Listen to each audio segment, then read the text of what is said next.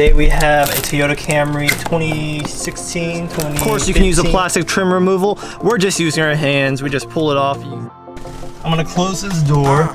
Yeah, my life is lovely now. I'm focused on me. You said you were about to die. I guess the car is on E. But see, I ain't even tripping, cause I just chose to believe that somebody gon' come around and give me just what I need.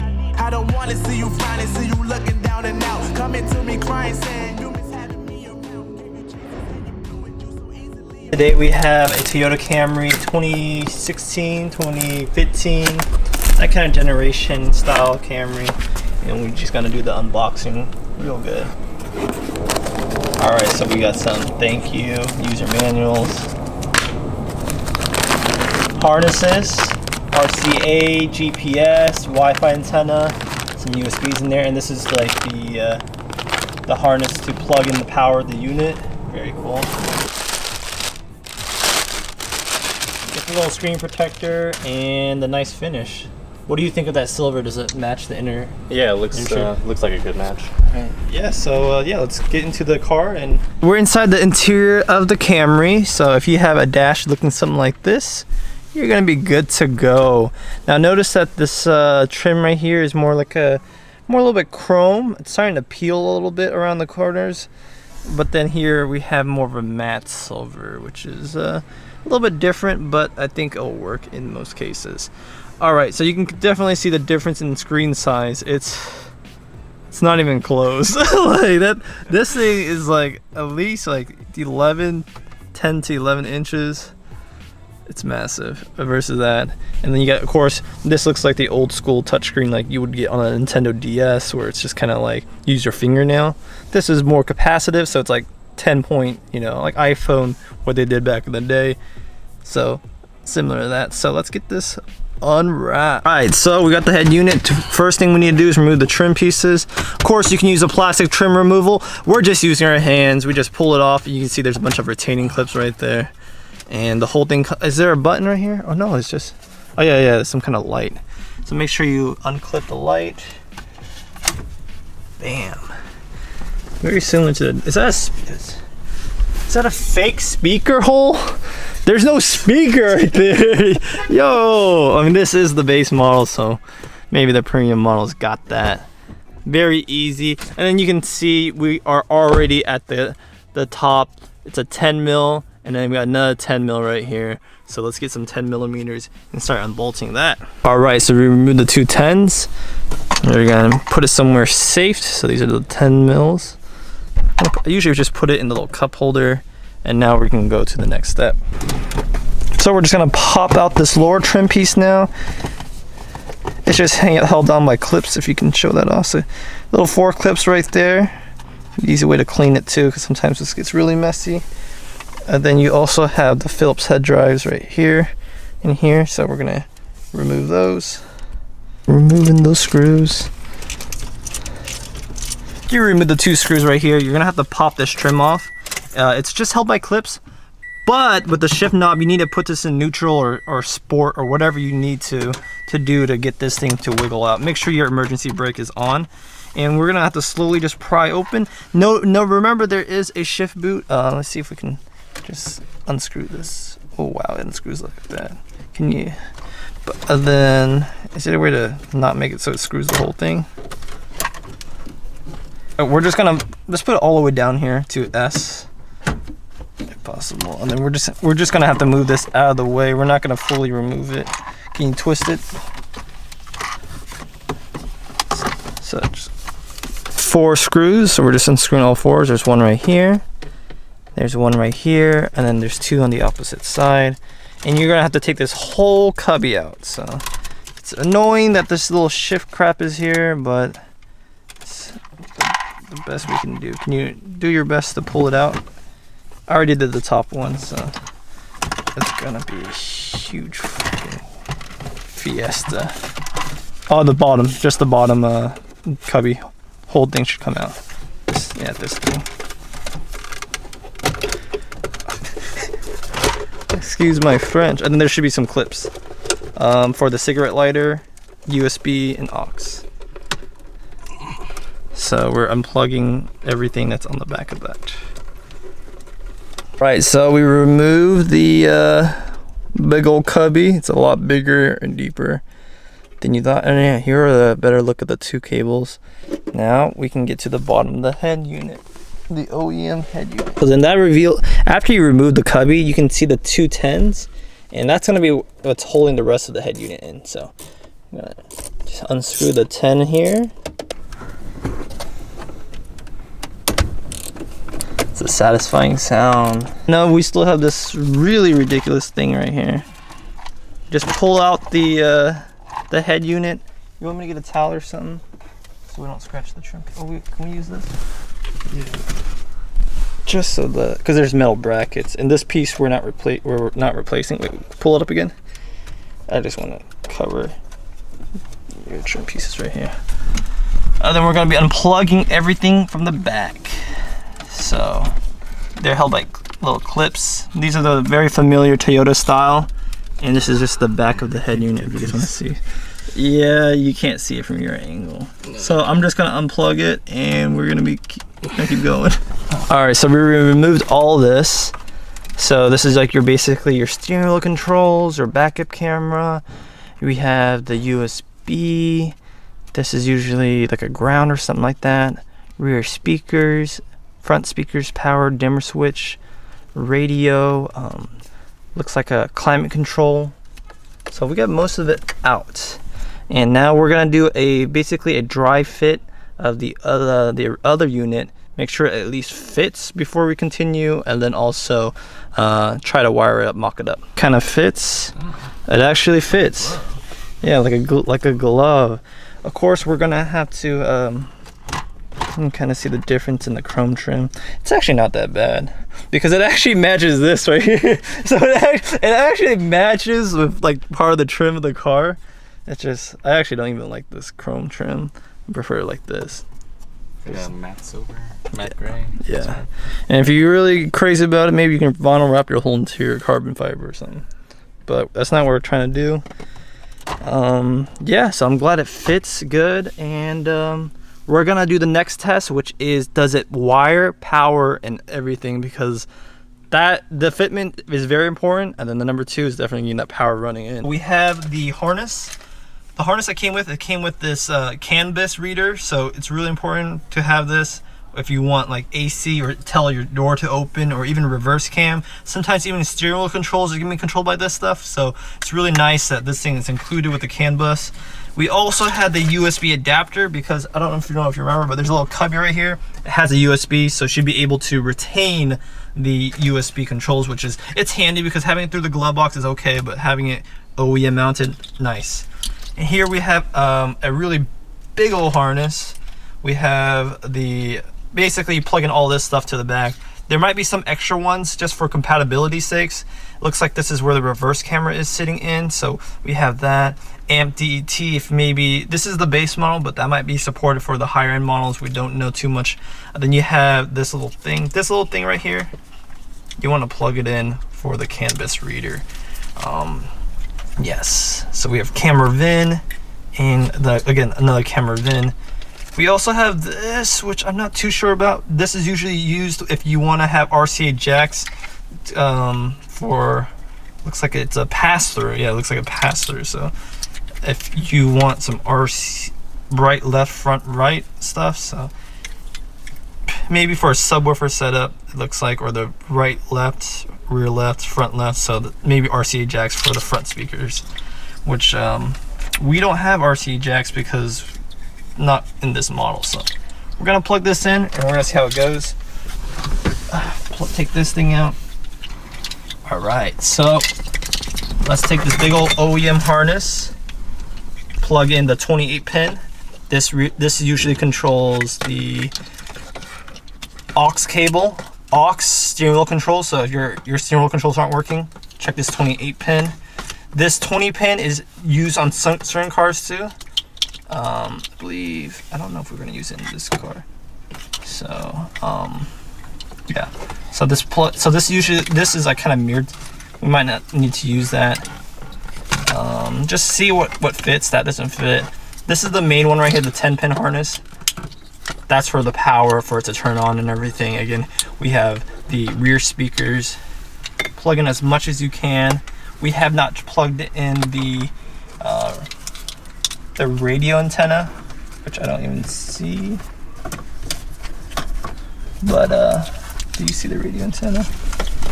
Did it have the radio antenna? Am I tripping?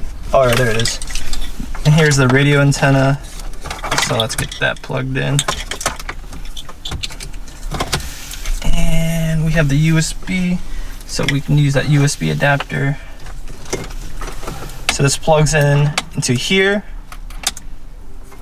Ooh, yes, it does fit. That's great news. And we unplug this into another harness. So basically, the other end of this USB is the USB little harness, right? The little output right there. And we're just gonna see if it works. So that's pretty much the majority of the wire. I know we don't have this one, which is, I'm not too sure, but it might be like XM radio and stuff like that, which we're not gonna keep. Plug that back into this. And pray that it turns on. It is turning on. You have the nice Toyota logo. This is a really big step. That means the power harness is working, and honestly, this is incredible. Like, to get this far, you should be like 90% happy. And you saw that canvas? You got the doors open. So let me just show you that again. I'm gonna close this door. I don't think the OEM unit even did that, huh? No, it doesn't here, right? But now it actually shows right there too, which is, yeah, boom. So that one closes, opens, and even the trunk should open too. So if you, I don't know if you want to open the trunk. Shh, I don't. Well, just try it. Oh, we upgrading. Damn. So yeah, we're gonna tidy this up, then check out other functionalities. We'll be right back. So let me just go through this real quick. So we're gonna connect it through Bluetooth, because Bluetooth makes sure the audio is working. Do have available devices, S10. Let me see if I can just press this button, and does it just pop up on your phone? There's a and then you set the pin number, so he's gonna put his pin number, and hopefully it pairs. Connected to the audio. So then we have the nice Bluetooth icon right there. Can you test out a song? Just any kind of music. So we're gonna go to A2DP, which is just kind of like the Bluetooth app where you can listen to audio. And we're just going to this quick, make sure like all the speakers work, Bluetooth work, because that's a key part. So yeah, so speakers are definitely working. Okay, it's good. So the next thing we want to test is going to be the Bluetooth. You need to have Bluetooth connected to do Android Auto too. So we're going to go to Z-Link. So we're going to plug in our USB-C. This also works for Android Auto, but also for Apple CarPlay too, wireless and wired Apple CarPlay. Android Auto, you have to be fully plugged in. So that's just something you got to do for Android Auto. So okay, it says waiting. It's pretty instant. Okay, so then now we have the Android Auto update we can do. We can tap to update. We're not gonna really go into that right now, but we're just gonna show that Android Auto is working. It looks like you have Spotify on your phone or something like that. And yeah, so there's credentials or something, I don't know. Android Auto does work. More of the story. So we would like to test that. So we have the reverse camera working. There was one plug that I didn't plug in. There's reverse camera. You can actually adjust this stuff in the settings too if you wanted. Whether if you want music to be playing while you're in reverse. Sometimes people like the music off so that you can, like, you know, be more aware. And yeah, so reverse camera is working. That's very important. And we're just, you know, adding the functionalities, bringing it up to scuff, and continue elevating the product. This was the cable right here. If you guys didn't have the reverse camera, it's 1, 2, 3, 4, 5, 6, 7, 8, 9, 10, 11, 12. So it's a 24 pin and has those wires right there. We have that all good to go. All right, so we're removing the AC unit on the original head unit, and looks like it comes out in one piece. There's like 2 bolts or something like that. Yeah, 2 screws, one here and here. That's it, huh? Yeah, that's it. And it just pops off 2 clips. On 2 sides? Right here, yeah. That are here and here. I gotcha. So they go through. So let's slide it in here and see if it fits. We might need to use the original bracket, but we'll see how it goes. So we're taking out these clips on the head unit, the original one. So we took out one right here and then one right here, and we're gonna pop it into the back of this head unit right here. We slid those clips in, so now this thing has something to clip onto. The great thing too is this head unit also has this AC HVAC control also has clips, so it clips onto the back of this head unit, so it's actually fairly secured. Oh, this is all the wiring. It looks really daunting because, well, there's a lot of wires going on, but there's some organization to the mess.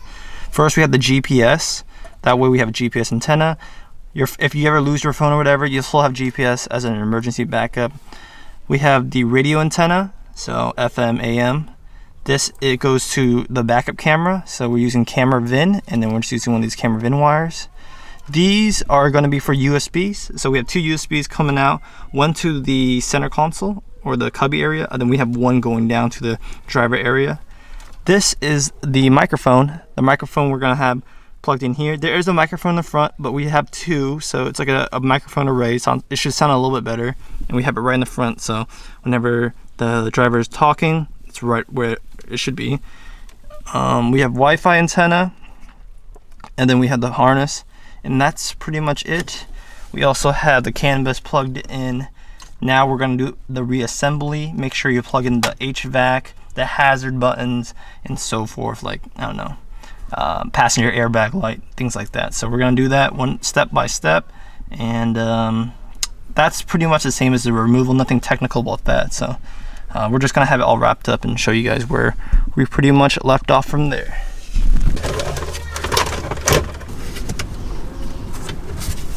Check system charging. We're not charging, the car's off. Everything nice and tidied up, so you can kind of expect this kind of fitment. Really great fitment up the top. I would say like perfect. Around this area is about, like, I would say a B, a C. It's like it's good enough. Considering, like, you see some fit and finish like issues right here, and like Toyota's not the best at fit and finish stuff too. You can kind of see some panel gaps over here too. So it's just how it is. This door was working good. Everything. Let's actually try the USB. Okay, it's charging, and it automatically, once you plug your phone in, it should boot to Z-Link. And yeah, this is trying the new update. So I do have the latest update on my Samsung Note 8. That the doors open and stuff. So let's try AC and stuff. So the front shows it front, shows that stuff for that. AC. Oh, it looks like you have to turn the fan on. So it doesn't have like individual values right here. If you probably had the limited models that has dual climate control on, it looks like you could put values for each person, but we do not have dual climate control on this car. Oh, damn, this car is sticky. Looks like she never uses this button. Alright, so yeah, it's cool that it shows that. Any questions? No, I think it's again another much needed upgrade. Looks good. I can check my mail. Check your mail. Do you ever watch YouTube while you're driving? Not you the driver, but like, let's say you're going to LA and you need to, you watching Studio Ghibli movies or whatever. Yeah.